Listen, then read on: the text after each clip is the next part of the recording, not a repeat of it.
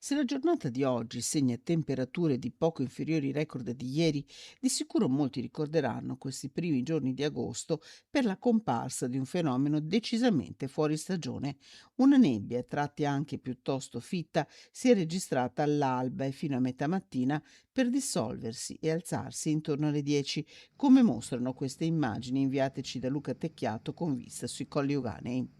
La nebbia nel periodo estivo è un fenomeno possibile seppur non frequente, spiega proprio Luca Tecchiato di Meteo 5.0, dovuto al calo della brezza la scorsa notte, con un'assenza della ventilazione che ha sospinto le correnti molto umide e calde in questi giorni, con un tasso di umidità vicino al 100% in certi casi nelle ore notturne. Questo fenomeno, associato alla mancanza dell'irraggiamento solare, fa sì che l'umidità aumenti e si depositi nei bassi strati, favorendo la formazione di minuscole goccioline che creano una nebbia che, a differenza del periodo invernale, dura poco perché appena il sole comincia a riscaldare si dirada rapidamente. Nebbia a parte, il caldo torrido per ora non dà tregua con l'apice che dovrebbe essere toccato nella giornata di giovedì. Tra giovedì e sabato i modelli segnalano un probabile passaggio di aria instabile con temporali anche molto forti che porteranno a un abbassamento per ora solo temporaneo delle temperature.